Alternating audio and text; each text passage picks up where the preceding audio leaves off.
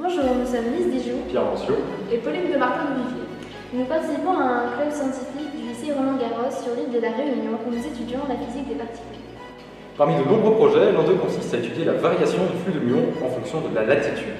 Les muons sont de minuscules particules venant du cosmos que nous pouvons détecter à l'aide de notre détecteur Cosmix. Relativement petite et peu fragile, la manette a l'avantage d'être facilement adaptable à un bateau. Il s'agirait donc de faire des mesures à différentes latitudes et au niveau de la mer afin de ne pas être gêné par d'éventuelles différences d'altitude. Pour cela, nous avons créé un partenariat entre notre atelier et les TAF. Le projet est simple, embarquer notre mallette à bord du Marion Dufresne lors de l'une de ses rotations.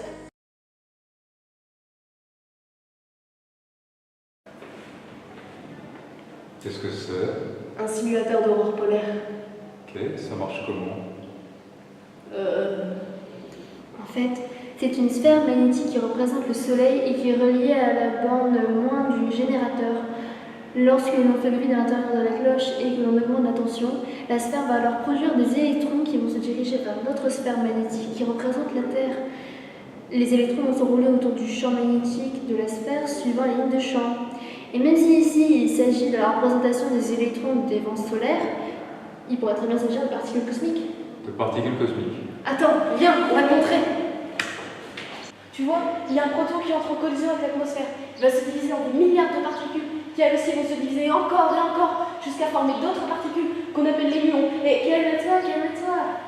C'est exactement ça, mais ce qu'elle oublie d'expliquer, c'est que ces protons viennent de tout l'univers. Ils sont produits par chaque événement énergétique du cosmos. D'accord, donc ces particules sont déviées par le champ magnétique de la Terre. C'est ça que vous essayez de m'expliquer avec votre simulateur d'aurore polaire. Oui, c'est ça. La seule différence, c'est que les muons ne sont pas comme les électrons. Ils ne provoquent pas de phénomène lumineux dans l'atmosphère.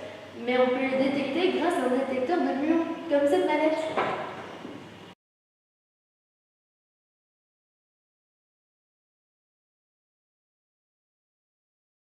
Alors tu vois, ça représente les TAF, c'est-à-dire... Respire. Ce qu'elle essaie de te dire, c'est qu'on a réalisé une expérience pour mettre en évidence ce qu'on appelle l'effet de latitude. L'effet de... Qu'est-ce que c'est? C'est une conséquence de la déviation des particules. En fait, les protons dont on te parlait tout à l'heure sont déviés par le champ magnétique terrestre. Leur déviation dépend de leur énergie, mais globalement, on trouvera toujours plus au niveau des pôles. Et comme les muons proviennent de l'interaction des protons avec l'atmosphère, on trouvera donc toujours plus au niveau des pôles aussi. On a mis le détecteur sur le Marion Dufresne, le bateau des TAF, et on a pris les mesures en continu sur toute la durée du trajet.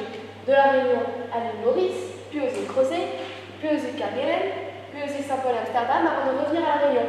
En tout, le détecteur a parcouru environ une trentaine de degrés de latitude. D'accord, mais vous n'auriez pas pu faire ça sur Terre?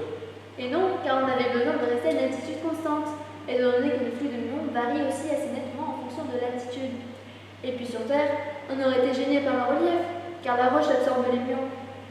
D'accord, et les tâches dont tu m'as parlé, qu'est-ce que c'est exactement? Les terres australes et antarctiques françaises, c'est la structure administrative de ces îles. Leur siège est à Saint-Pierre. On a présenté notre projet et on a conclu avec eux en partenariat. Bon, et finalement, votre expérience a eu de bons résultats ou pas?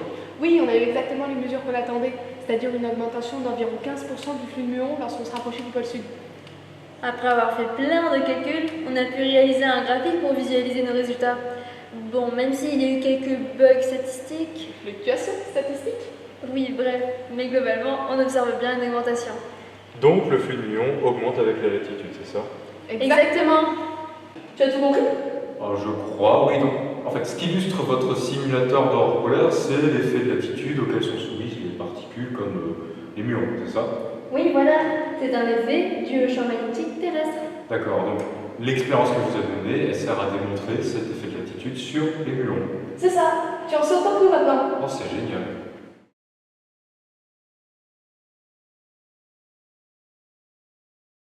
J'ai adoré m'engager dans ce projet car j'ai pu échanger avec des scientifiques et j'ai trouvé ça vraiment extraordinaire. J'ai adoré avoir l'opportunité de travailler avec les TAF et de monter sur le Marion Dufresne.